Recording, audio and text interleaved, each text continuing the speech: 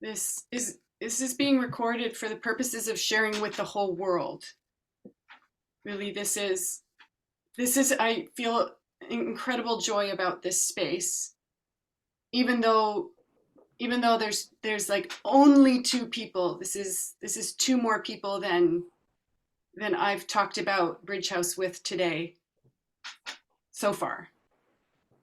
That's not even true because I was talking about it with my mother a little bit, my mother who I live with right now. And I want to start by saying thank you for being here and thank you for caring about bridge houses. I want bridge houses to exist because I think that they're really the collaborative seed of collaborative village in all five bodies in reality. It's wonderful to have these digital convergences, and you know maybe this is just my opinion, but it seems like so much more becomes possible when possibilitators are in person together. It's like living in a lab. It's maybe a more slow motion lab, but it's really, this has been my experience of living in bridge houses. I've lived in two. I was in the Possibility Coaching Bridge House in the Czech Republic, uh, not the fall we just had, but the one before. And then in this fall, in this almost the same time period, I was in the Magic Cow Bridge House in New York State in the US. And it's also become more clear to me that I originated a bridge house. It wasn't a capital B, capital H bridge house as exists now, thanks to all of the distinctions and tools and maps and processes that possibilitators use and have been developed in possibility management over many years. And it was still a bridge house in the sense that people who came into it, when they left empowered to be creators and empowered to create something also different from modern culture, shared spaces of collaboration, and without certain distinctions, of course, the consequences happen how they happen. And this is part of why I'm so turned on about bridge houses, because that experiment I did, which lasted 6 years, it broke my heart. I got so much feedback from the universe, just inside of myself, from other people, through so many different channels of the universe, saying beep, beep, beep, beep, and not a lot of coaching so that I could really create something different, but enough coaching that I eventually just put out a call for people who have been doing something longer than I had. Because I was definitely one of those lone wolf cultural creatives who think she's alone in the universe and nobody else is in it with me. And here we are. Here I am in the game world of possibility management and finding out that there are hundreds and hundreds of possibility managers and thousands of cultural creatives and other kinds of edge workers to collaborate with. So that's a bit about me. And will you each say something about why you're here? Why are you in a call about Bridge House?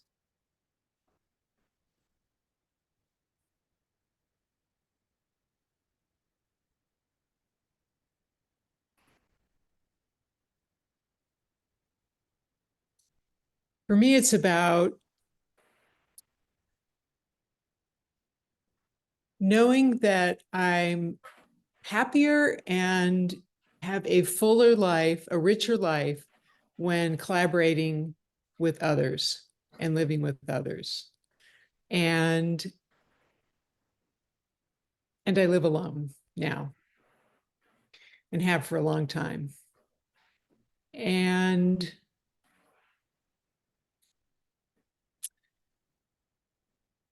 I've created enough it's not necessarily distraction, but I've traveled enough, and I've been in many situations where I've been with groups of people over the last number of years, with the exception of this past year. And so in this past year, yeah, I'm just looking at it and kind of going, well, what do I want for the rest of my life? And I know I don't want to live alone. I know that I want to collaborate with other people. And yep, I think that's the gist of it. And the other piece of that is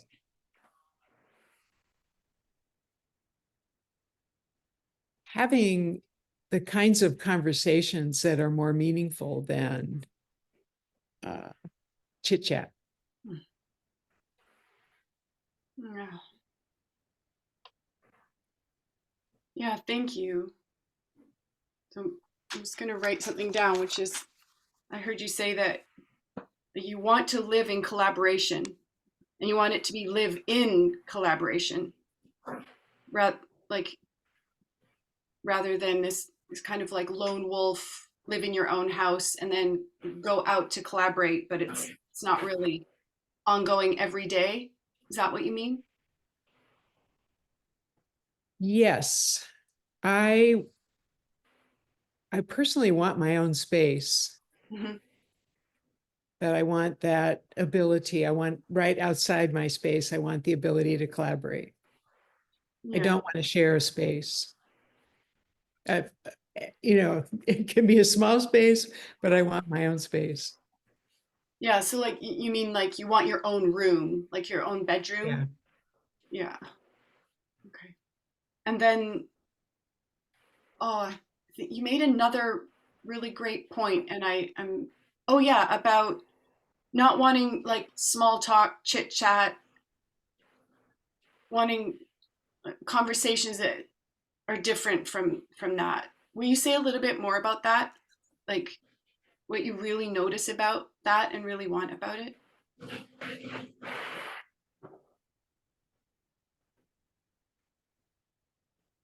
Well, I've always been interested in, uh, for lack of a better word, the human psyche. Just, who are people, and how do they think, and where do they come from, and what's important to them, and even more than that, more than words, just watching, Yeah. people, and no, not watching, the energetic piece of people.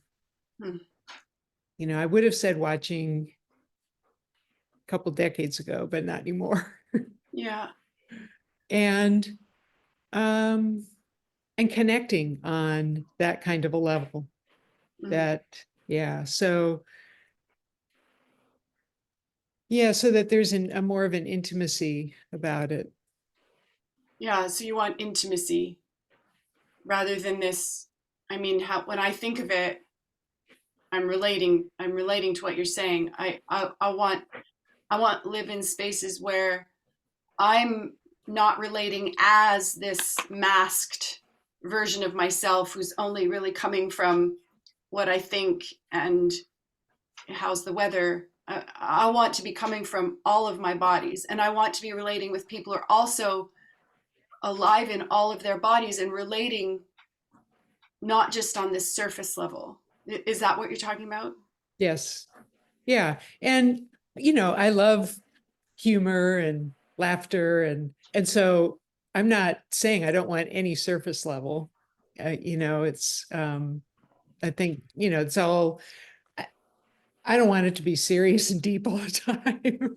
Yeah, yeah, and it's interesting you say that like so often this idea of coming from a deeper place is about being serious, and it's Yeah. I mean, I lived in the Magic Cowbridge house just I just came from it a few weeks ago, and sometimes we had conversations, like serious conversations about how come we were being so serious. Like what was going on? What was really going on with this somber we did a lot of exploring about having good possibility manager box, like thinking like this is how we're supposed to be. We're supposed to be so serious, and yet,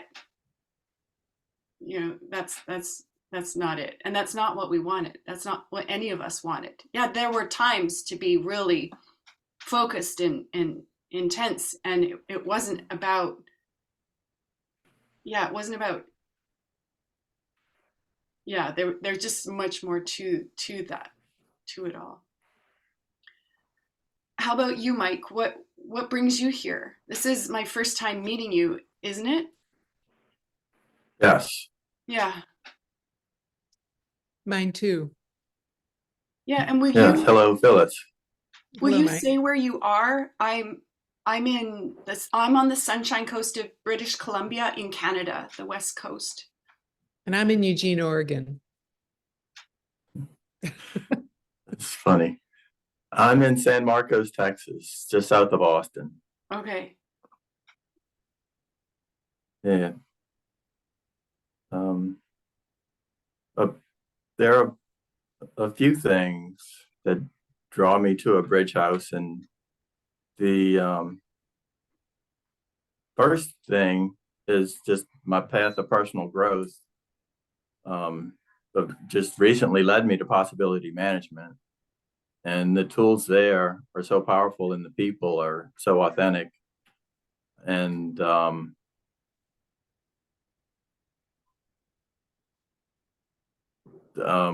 in the expand the box with Vera, they asked why was I there, and I wanted to learn, and I still do. I want to learn the subconscious programs that are driving me, and what do I really want, and um, and now through possibility management, I know it's not just a simple question of what do I really want. Is I've got 5 bodies. What does each of the different bodies want? What does my gremlin want? And so a bridge house would help me explore that, I assume. And I and think I'm it's a fair also interested. assumption. Yeah, and I have some fear about that. And my experience with the people is that they're supportive and honest, and my experience with the universe within it, or the containers, are seems like magic, and it's good. And I'm also interested in culture, and professionally, that's what I've been focused on for a year or two. And I don't want to go down that rabbit hole for 5 hours, but um, there are I'm focused on values, and there are 4 values that for for my next culture that that are important to me, and I think will be important to the culture. And the bridge house will help me expand the set of values, so that I can figure out more specifically what kind of a community do I want to be a part of. Um, Cool. What are those 4 values?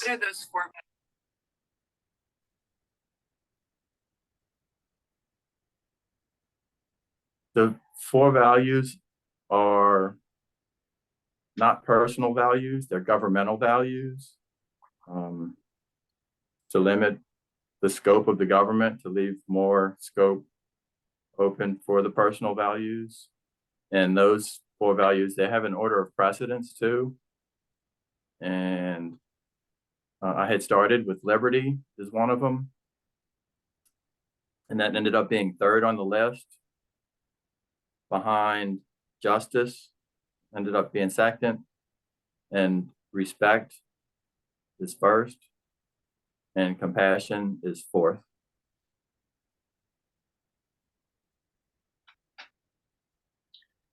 Yeah, thank you.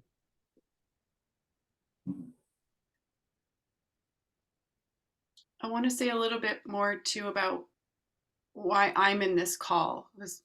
I'm taking a stand for bridge houses to exist.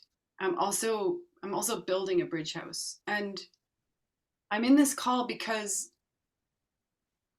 even though bridge house is a really hot topic in the world of possibility management, I've lived in 2 bridge houses. I get that I have a lot to learn still about how to build one and how to build and attract, like you say, Mike, like the people who are authentic, who, if they're the people around me, I will get valuable feedback.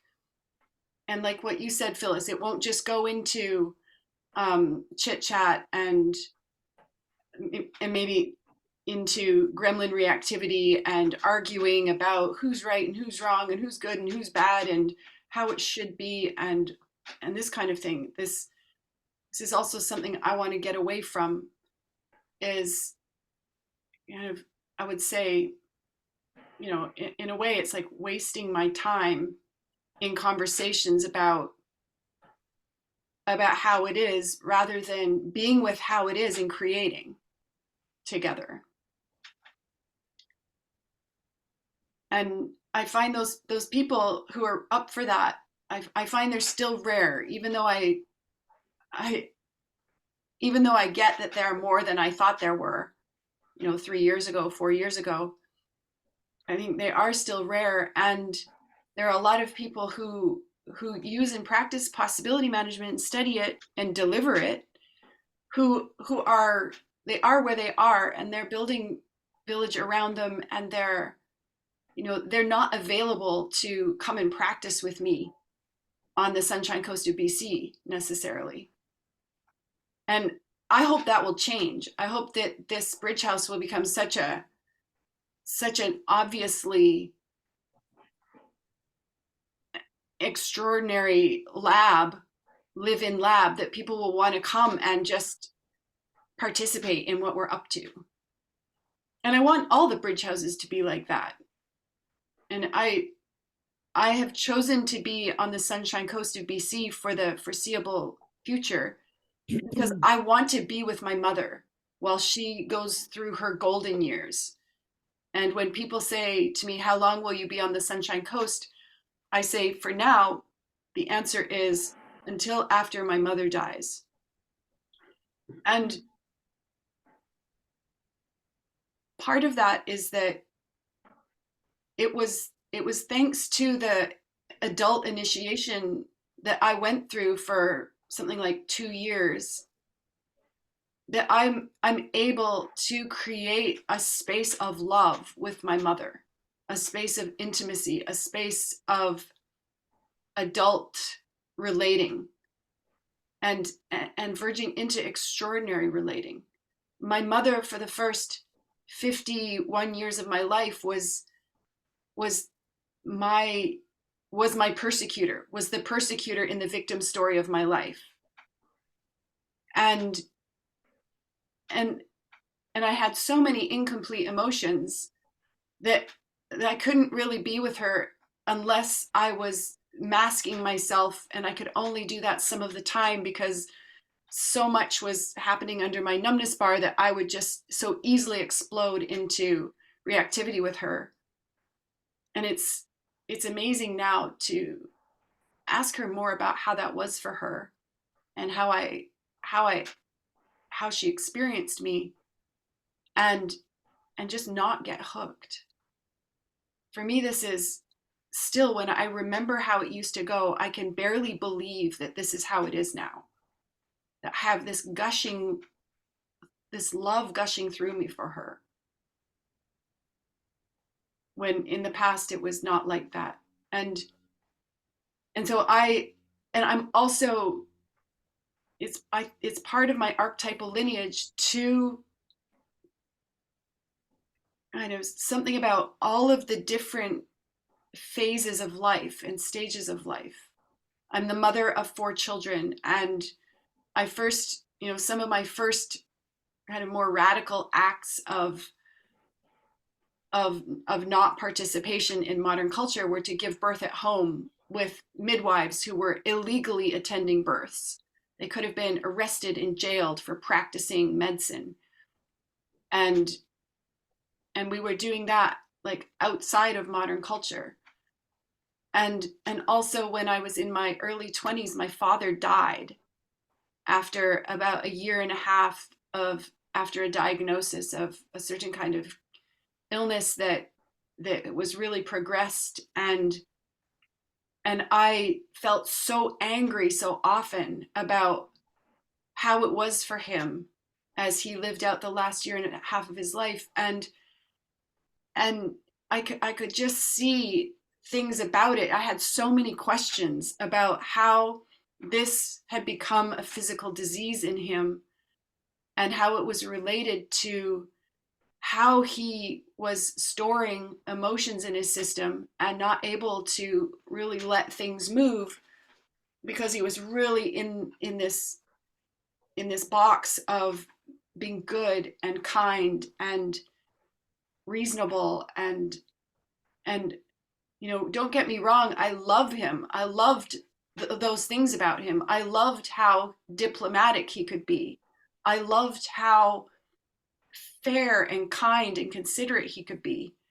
And there were times when I wished he would just say what he had to say and not hold it in.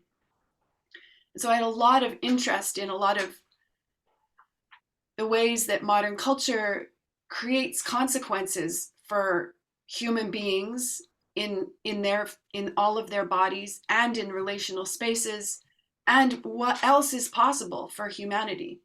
So part of my wanting to be with my mother during these times is to really discover what else is possible for, really there's 2 parts to it, like the culture to culture conversation that happens when I, as a person who's committed to creating next culture, is relating with a woman who hasn't chosen that. And yet she's an edge worker in many, many ways. So there's this culture to culture conversation that I want to get more skilled at. And there's also this question of how can it go in the Gaian village with elders in the end of their lives. And I want to continue kind of putting myself in a pressure cooker in a way, because there's a lot that can hook me still with my mother. And so this is in a way already a bridge house, and it kind of breaks the rules of a bridge house, because a bridge house traditionally is populated by people who are studying and using possibility management. And I feel scared to say that in a video that I'll send out in the game world of possibility management. I feel scared because, yeah, I have a story that there's a way in possibility management that's seen as rescuing, and that rescuing is kind of bad and wrong. And I have a lot of questions about that, which is partly why I'm so especially interested in Fear Club. Because, fear, unpacking my emotional fears and gaining access to my feeling of fear is making it more and more possible to use my fear consciously. And often what I notice is that I use my fear to take care in ways that then other people sometimes say that's rescuing. And this is an edge for me. In any case, this work talk the title is So You Want to Live in a Bridge House. And what I have about it is there's so much that I've discovered, especially in the 3 months at the Magic Cow Bridge House, about what it takes to get to a bridge house and then kind of be able to stay there. We had 2 people come to the bridge house who were asked to leave. And each case was very different, and yet in each case it really came down to the reactivity was just, we were like, there was a way that reactivity was happening between them and at least one other person, in a way that the house collectively, the bridge house, the people in the bridge house couldn't hold it, couldn't bring whatever would have taken to get things resolved. And there wasn't a collectively, there wasn't a willingness to make that the main research with the particular people between whom the reactivity was ongoing. And so, it made it really clear to me that this is a big part of it, is how to handle my reactivity, and how to hold space so that reactivity is like almost becomes less and less possible, which is different from the rescuing that kind of soothes people's reactivity so that they're not feeling about it. And yeah, this kind of line between low drama and high drama is something that I find is hard to see sometimes, because sometimes I can't tell if it's my clarity that's hooking someone or if it's my gremlin that's hooking someone. And am I using my anger and my clarity from my gremlin? I think a lot more of the time I am than maybe I can really see from the inside. And being with a team who also have scanners for all these parts, and like lived experience in discerning for themselves and having possibilities about how to handle things, is for me so valuable. And this is what I want. And what I would love is for if each of us, in another hour when this space is closing, that we each have some really solid next steps for ourselves about our path to a bridge house. Does anyone have anything they want to say about anything really here?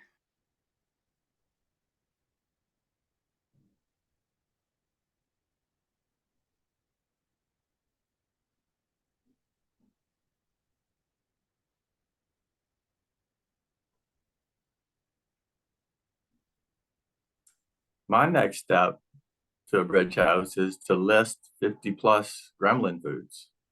I haven't done that yet. Cool. So gremlin training. Yes.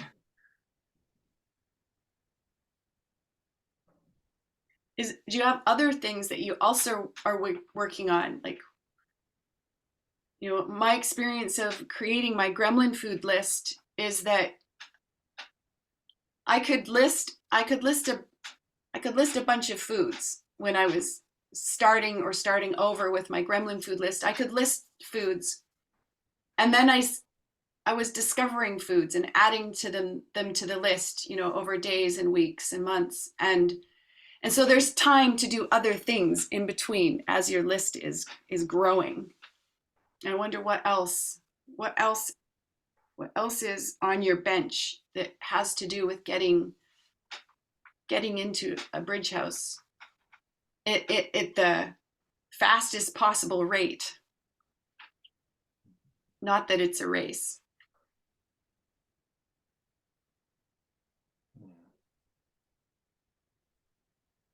Well, the culture question for me is a project I've been working on for over a year.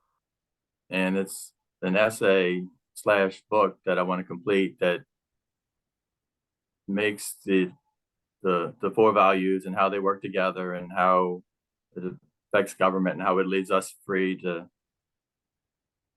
be responsible for ourselves and all other areas of life. I want to finish that before I commit to living in a bridge house and doing all of that work. I think I imagine that that's going to consume so much time and energy that I won't have time and energy left to devote towards that professional other project. And I just want to get it done.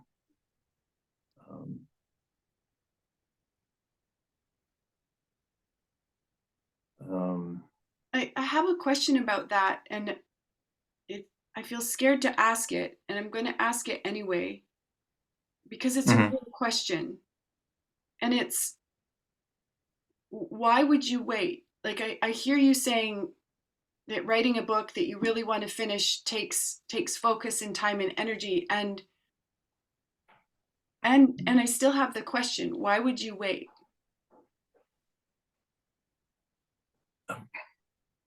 The more I learn, the more my focus changes.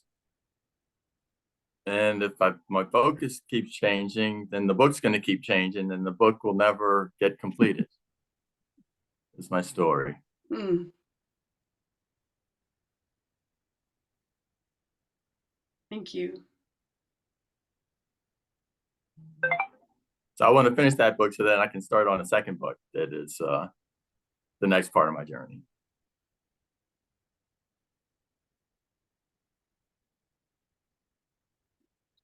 And I notice I have so many, like, it's almost like there's all these fish that want to get through this gap in a in a dam or something, in a river, and it's like they're all kind of crowded in the hole, and it's, yeah, there's, and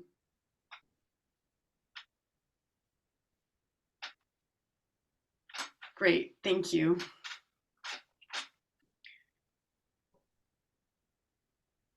I think my next step is figuring out what kind of bridge house I want to live in. And it's interesting because I have this group of women that I meet with around doing watercolor.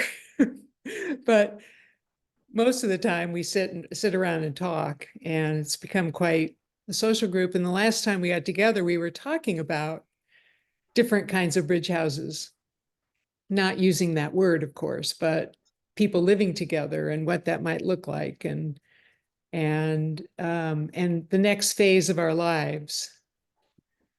And so for me, and Eugene is an area that has a lot of bridge houses, actually, a lot of different kinds of bridge houses. And so, yeah, so there's a lot of opportunities to just kind of look at some different possibilities.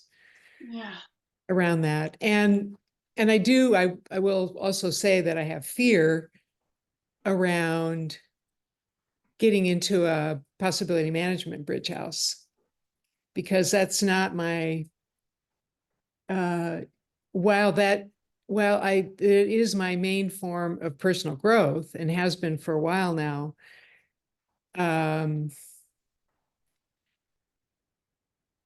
I don't want it to be my whole life. Yeah. Will you say more about that, about what you don't want? Well, there are lots of other things that I want. And it isn't like possibility management can't, or that a bridge house wouldn't be able to provide that with the possibility management context. But one of the things is culture, studying culture, like being in a different kind of culture than So having a culture within the house, but then having a different kind of culture outside of the house too, and interacting with both. Hmm. And when you talk about culture, are I've noticed that most of the time people coming from a context, coming like in modern culture, when people are talking about culture, they're talking about things like different kinds of food and like they're talking about ethnic cultures. They're talking about how people eat and dress and which holidays they celebrate and what the belief systems are, like the spiritual belief systems and practices and customs and traditions. And in possibility management makes me think it might be helpful to have another word to describe this, that culture is a relationship with responsibility.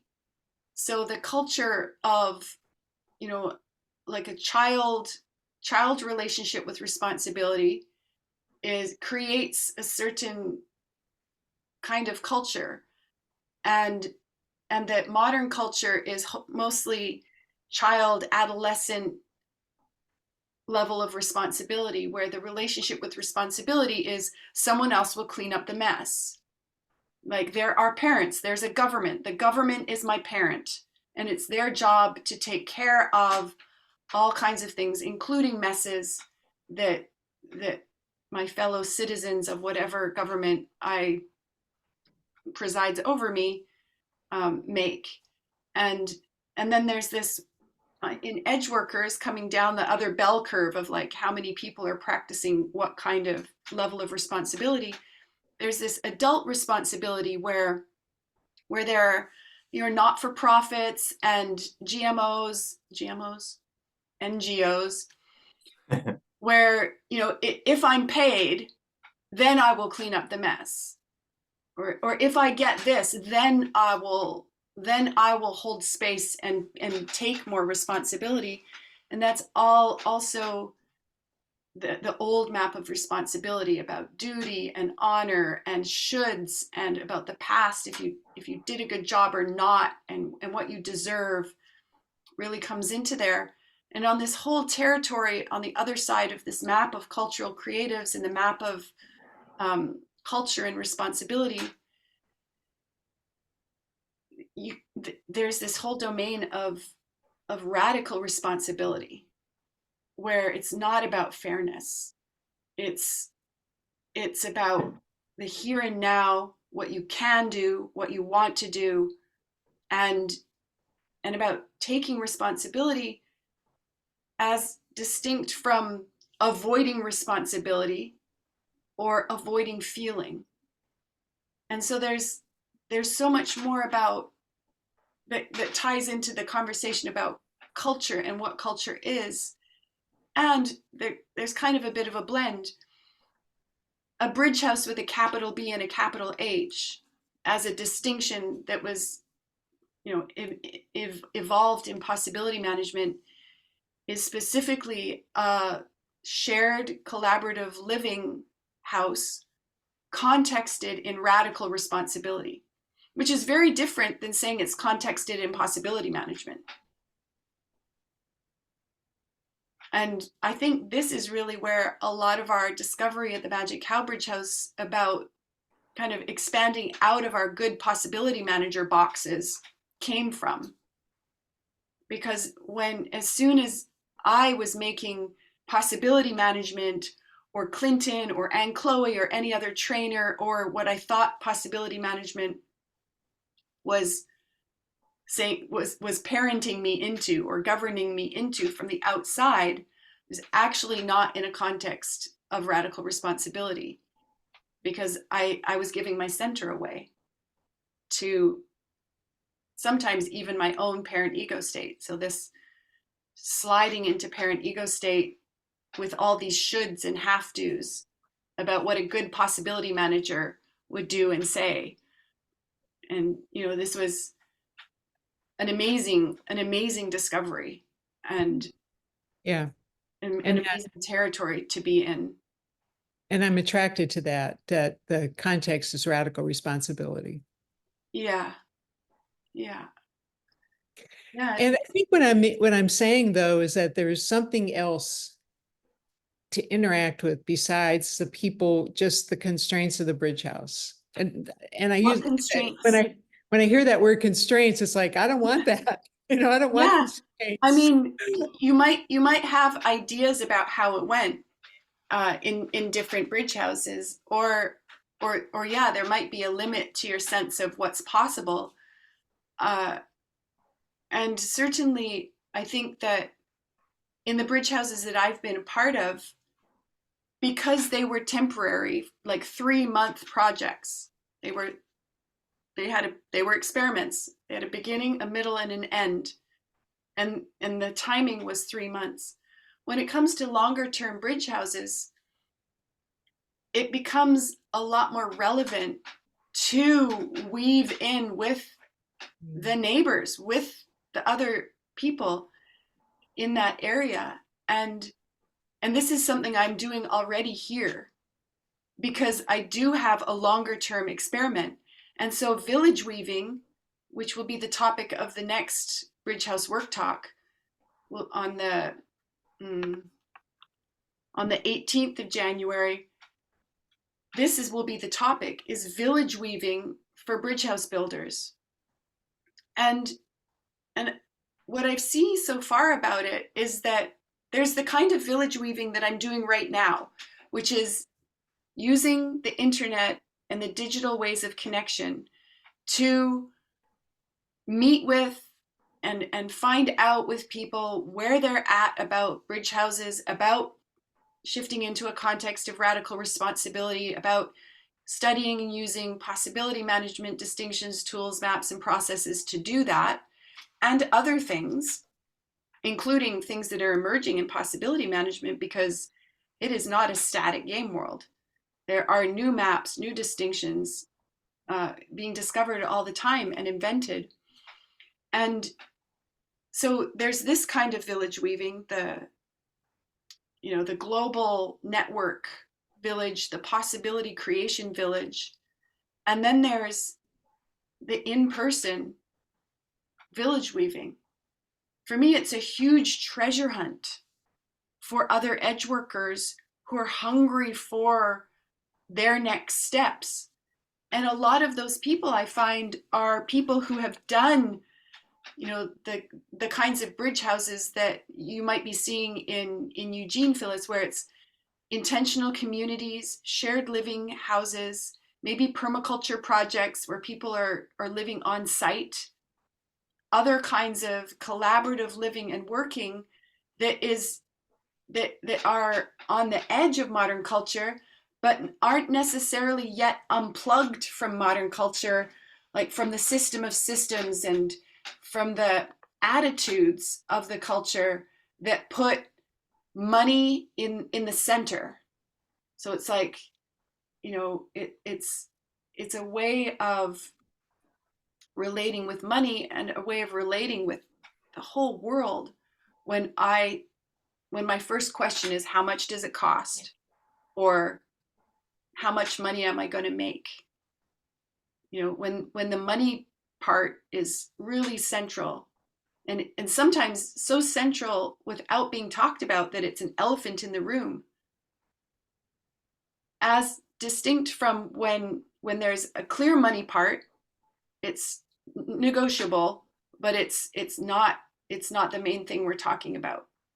There are tiny little quick conversations that happen that start with a proposal and then negotiating with resistance and creating an agreement and putting that agreement into action, which I want to say in another way is, I think from my discoveries, is key to becoming a bridge house, becoming someone who can live in a bridge house, is the art of using resistance decision making with other people and even with myself, where there's a proposal and there's a clear question: what is the resistance to this proposal?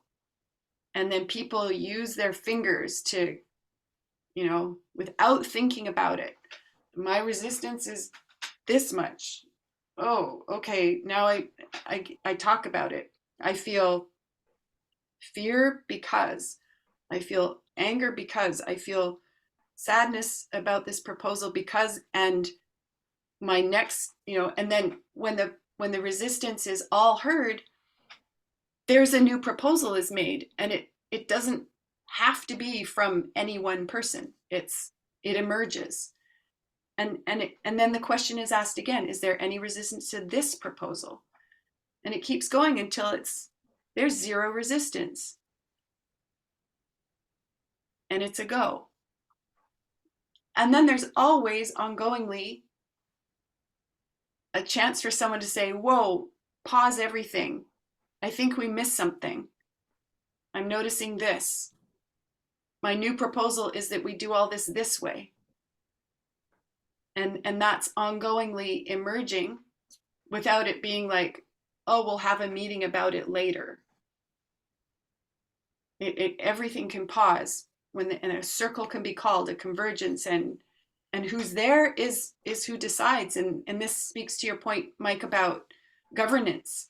It's like when people can actually, in the here and now, in the emergent here and now, use our feelings to handle things, we often get more and more and more responsible in how we're relating with each other, with the world around us, with the piece of Gaia that we're rooting into energetically.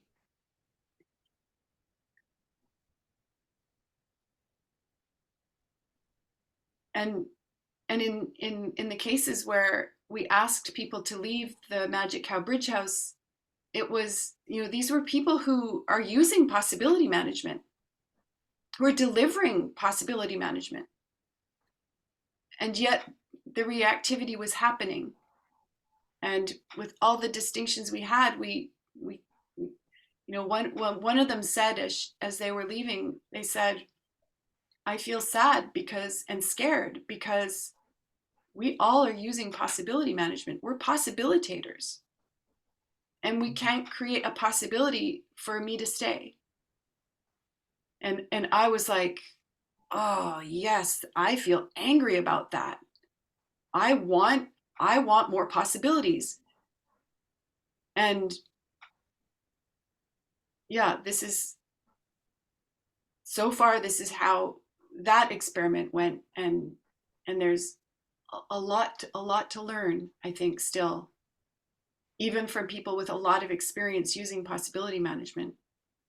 And it's a little bit, you know, in a way, there's some irony in it for me, where sometimes it's the people who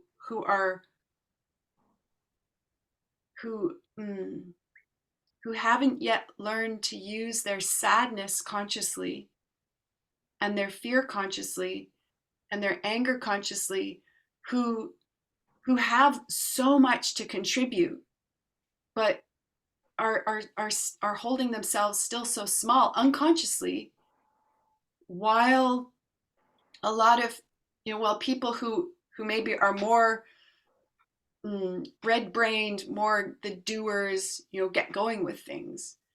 And yeah, I want to see what happens in the next experiments. I love that there are so many bridge houses that have sprung into being in the last few months. And a lot of them have, I don't know if you're following them, but a lot of them have said, if you want to hear reports from this bridge house, you add yourself to this Telegram group, and the news is flooding out. And yeah, hopefully in the not too distant future, I will be so busy writing the news that's flooding out of the Sunshine Coast Bridge House that I'll have less time to read those reports. No, I still want to read them.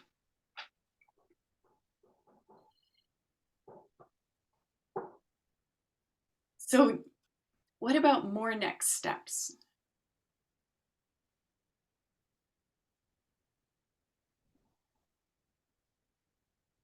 How how about I propose this experiment that I'll set a timer for something like maybe even 5 minutes.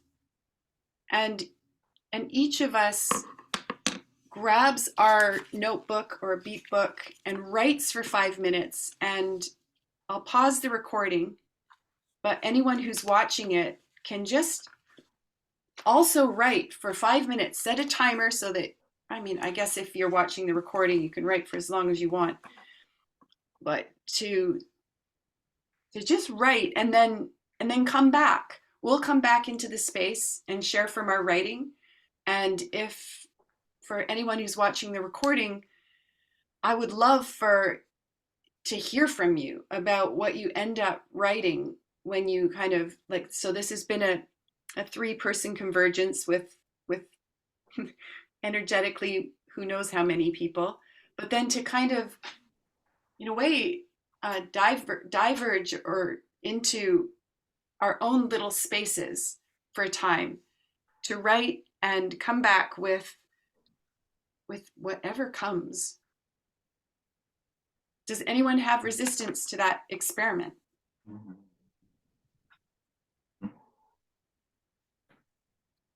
Let's see your fists. Do you have 2, Phyllis, or? Okay, perfect. Thank you for practicing resistance decision making with me. I'll pause the recording.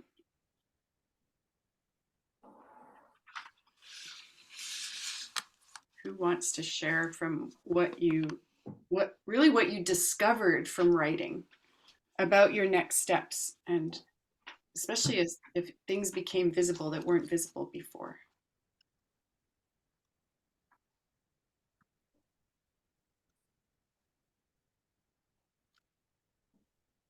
I have about 10 items and none of them are really new. Some of them are question marks. How about if I just read through them? Go. And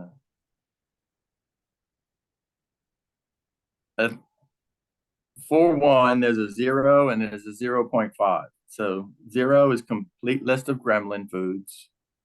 0.5 is complete other requirements question mark. And I have 4 of What do you those. mean by those, Mike? Other requirements? Yeah, I've got 4 of them on the list. There's a 3-3-3 exercise that some things recommend. Rage Club, Fear Club, and Gremlin Chapter 0. Okay, now finally to item number 1. Find a bridge house space holder with a focus for a bridge house with which I am well aligned. And I got 1 bullet point under that, radical responsibility. And then number 2, verify the location feels good. 3, verify the costs are good. 4, verify the codex is good. 5, pass the entrance interview. 6, pack my bags. 7, go. Now that's a practical list. I love it. I love it. Mike, is there anything on that list or that came up also that you want possibilities about?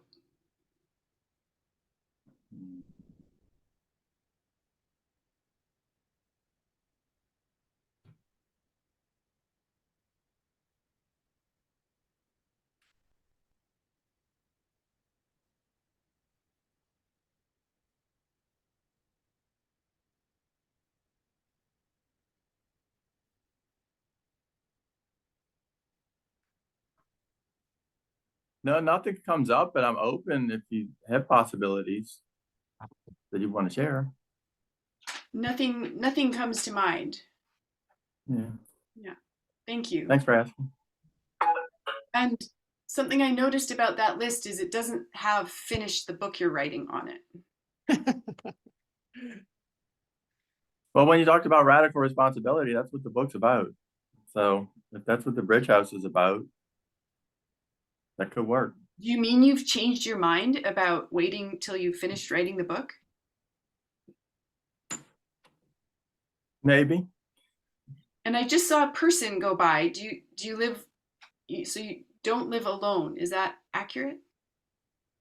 Usually in my trailer, I'm alone, but there's the connectivity there is not good. So I'm in the main house now where other people live.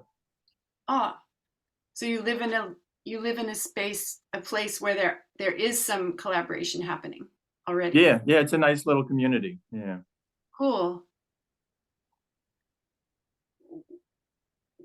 Would you, is there room for that community to become a bridge house? I'm the only one who knows possibility management here. And as far as I know, I'm the only one who's really interested in possibility management in particular. So I think it could be a capital B, capital H bridge house, but maybe little b, little h. Yeah, it sounds like it already is a little B, little H bridge house. Yeah. Something that I felt you might have noticed right away when you said 333. And so I do have a possibility for you. Do you want to hear it? Yeah, please. My possibility is to invite people there to do 333 in person with you. And why I say that is because I've discovered for myself that 333 is an amazing space to invite people into to have their first taste of conscious anger work. And when it can't be in person, it can be by Zoom. And I originated a little Telegram-based game world called the 333 Zoom In Crossroads. And the purpose of the game world is so that more 333s can happen where people are doing it together, online and then in person. So when there is a chance to do it in person, I mean, in a way, my chance to do it in person, I could ask my mom to come and do it with me, and I have, and so far she says no. But more and more, I'm talking to people locally, and I will say, will you Zoom in with me to do 333? And then we'll find a space to do 333 and more conscious anger experiments together, which is called Rage Club. So it means that 333 becomes a seed for Rage Club.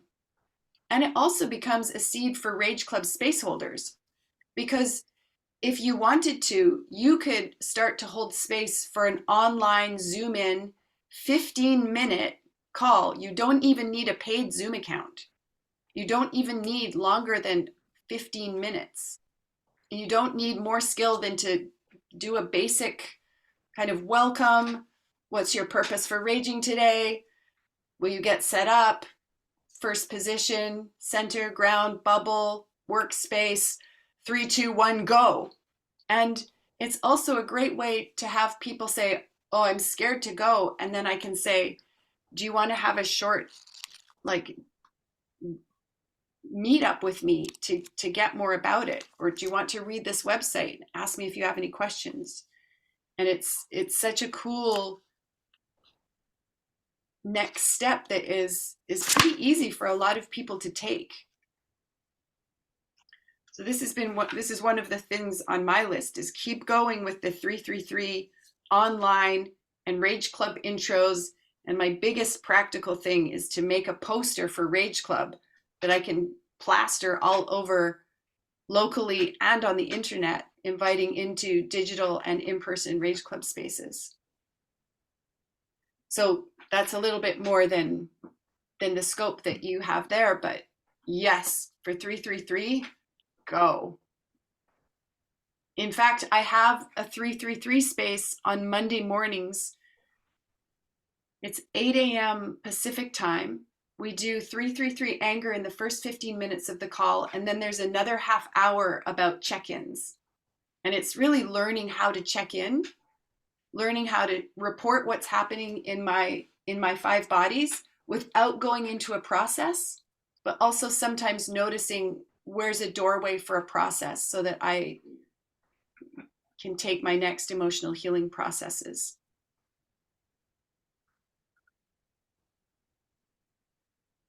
Yeah, is that on Telegram? I'd like to The, see the that. 333 space? Yeah, on Monday? Yes. The in Telegram on the 333 Zooming Crossroads, there's the information you need to come into the Monday space and to come into several other spaces. And if you're in Texas, you probably met John Alba. Is that accurate? Mm-hmm. Yeah, he's also Yes. holding space for 333 on Tuesday evenings. And the Telegram group is called 333 Zoom In. Crossroads. Okay. And it's without the dash. It's just the number 333 times.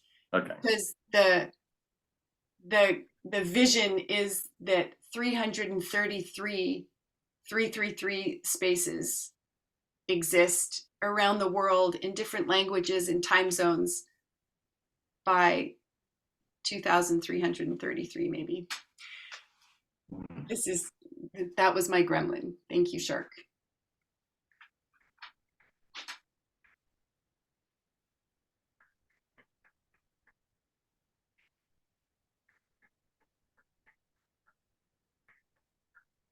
Phyllis, will you say something about what you discovered from your writing? Mine are a lot of questions that I want to explore. So explore what are the possibilities for bridge houses and create a scenario of what's important to me in a bridge house. It's kind of all part of the same question. The next one is explore my blocks to moving forward to living in a bridge house, and in that process do more anger work around that. And another one, a bigger question, is how do I want to live my life in the next year? What's important to me? And yeah, that's a big one. And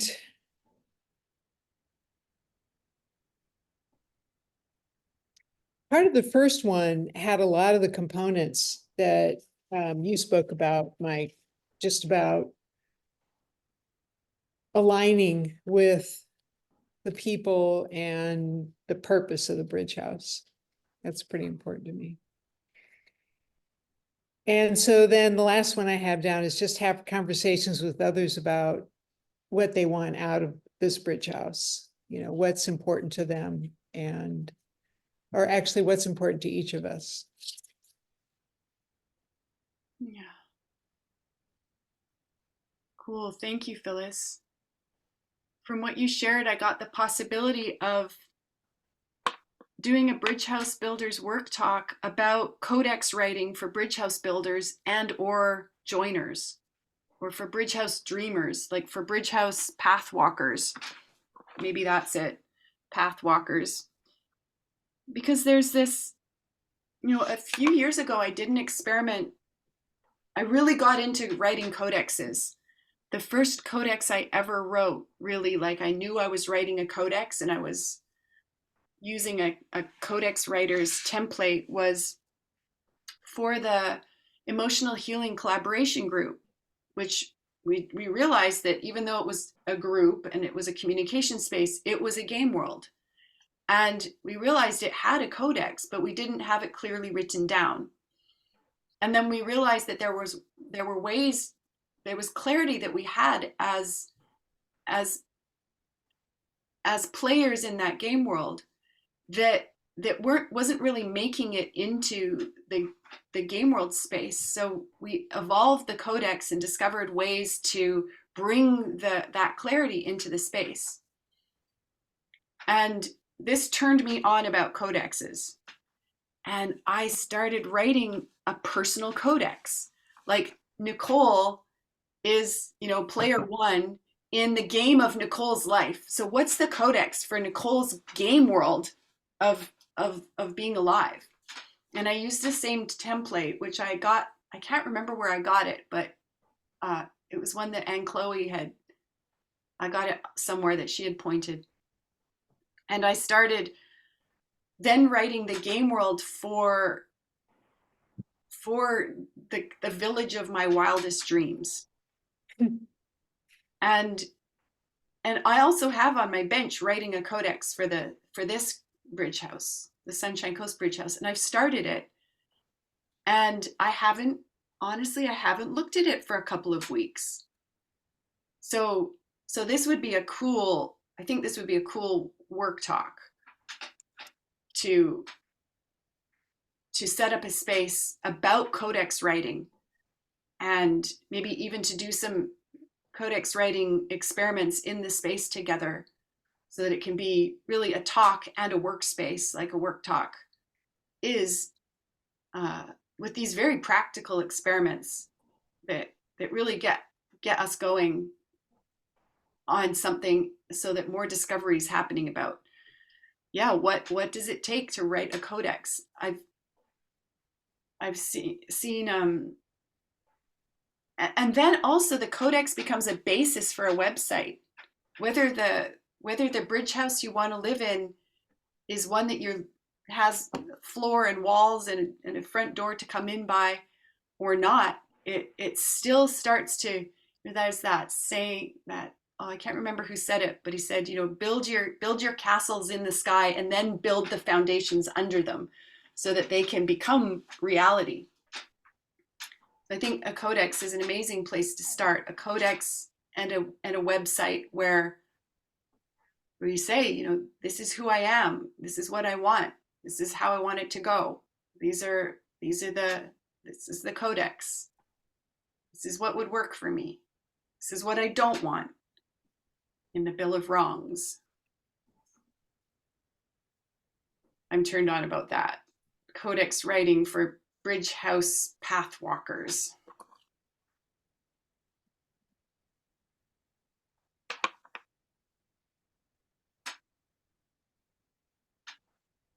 It was at the extent of your list? No. Did you say all of your list? Yes. Okay, thank you. I will share about my list. A lot of it is continue to clean up and sort and clear and create Drala here at this Sunshine Coast Bridge House, which is in a way a seed bridge house. Makes me think of EHP dojos and warm-up dojos.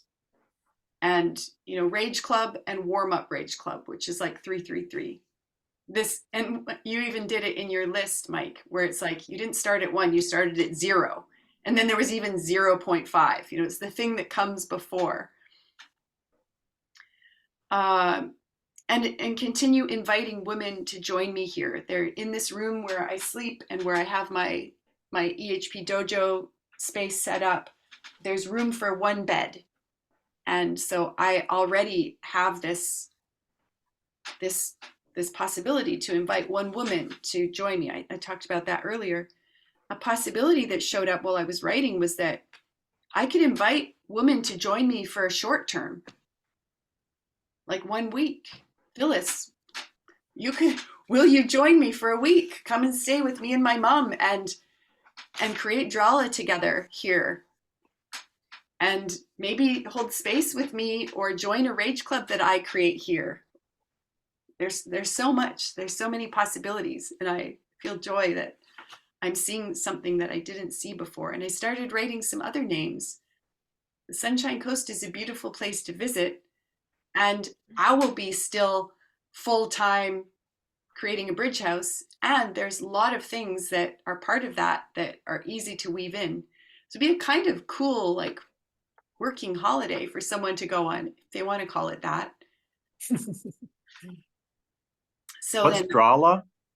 Drala is magic, is this magic that comes from there being clean surfaces and things in their place, and the there's a website, I think, called Drawla at My Strikingly, and it shows the shoes lined up outside the training space, in this beautiful order. And it's, it's not created out of this neuroticism to have everything perfect.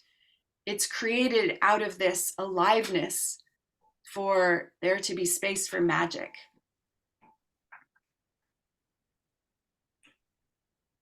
So keep going with the work talks, keep going with,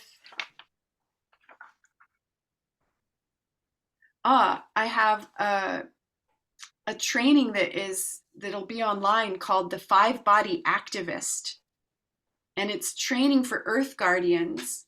And it's a little bit like it's an introduction to some of the maps of possibility management. For example, the map of 5 bodies, and then the breakdown of the emotional body, especially into, you have 4 feelings and there are 4 emotions, and they're helpful for different, they're usable for different things. So this will be a 4-week series that I'm especially inviting local people to. And I'm collaborating with a man who lives not far from here, but who's discovered possibility management, is super interested in it. And yeah, there's a very cool story, a legend really, about how we ended up working together. We had met at an eco-village out here on the west coast of Canada. When I went to visit that eco-village to meet for the first time the woman who originated it. And so I was in the area and I said, can I visit? And she said, we have a PDC happening, a permaculture design certification course. But if you come at lunch, we can have lunch together and I'll feed you lunch. So I got this lunch, but she was late. And so I ended up with my lunch and I looked around and I saw this guy sitting there and I said, can I join you? And so we had lunch together. I had lunch together with this man named Douglas. And then over a year later, I'm in touch with Starhawk and her Earth activist training. And I've been invited to make a donation so that while they were raising funds for low-income people to take the Earth activist training with her. And so I created this 5-body for Earth activists training.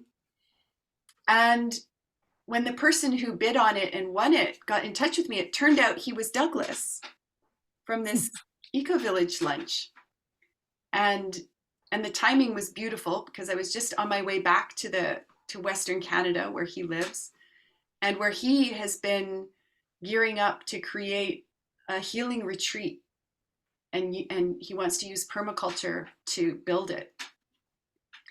So his circles, and I'm inviting my circles so that there's this added value of meeting more edge workers, meeting more people who are committed to permaculture and starting to use these distinctions and maps and processes and tools from possibility management, which make this whole permaculture possible, inner permaculture and outer permaculture kind of come together.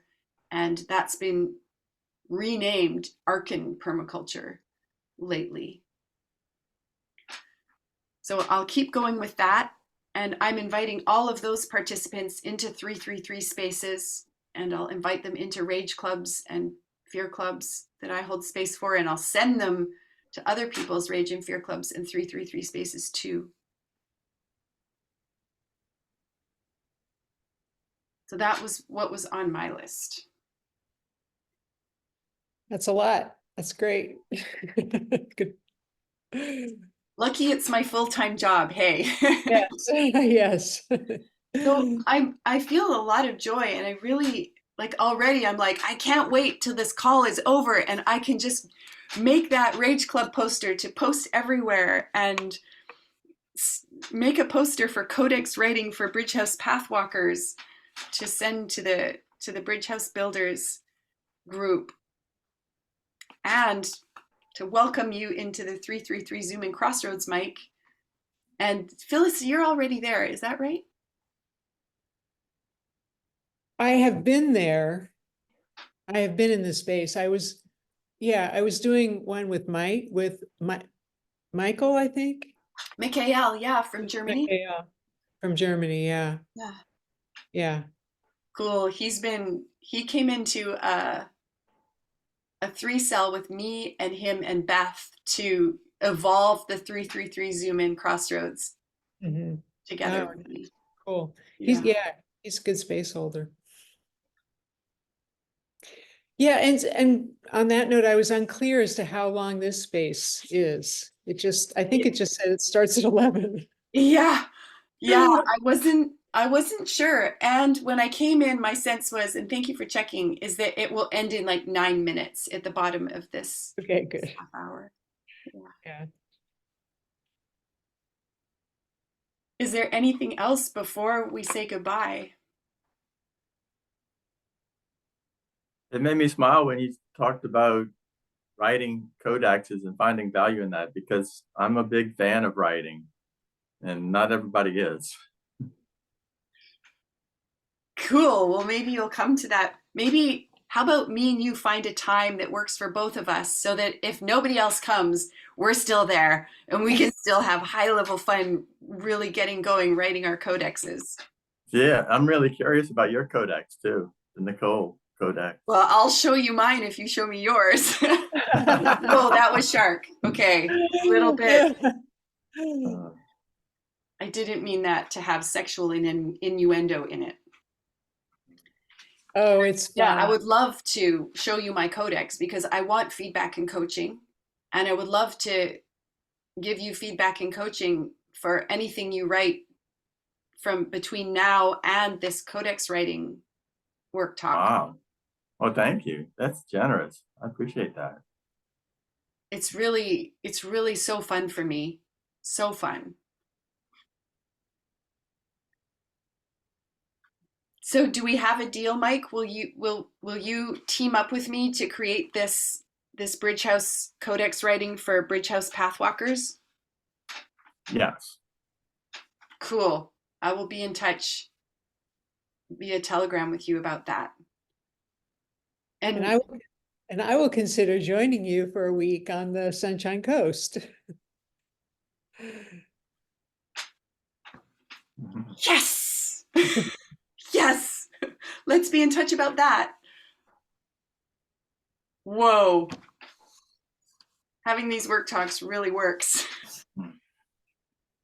I hope that anyone who's watching will join us for the next work talks, and yeah, I want to hear what people came up with who were listening. So please let it be known. And I think that's it. I'll close the space and look forward to seeing both of you in other spaces soon. And wow, it's like having a front row seat to new bridge houses in the making and new bridge house builders in the making. Cool. Thank you. Thank you. And may all of your feelings be with you. Thanks, Nicole. Thank you. Bye for now.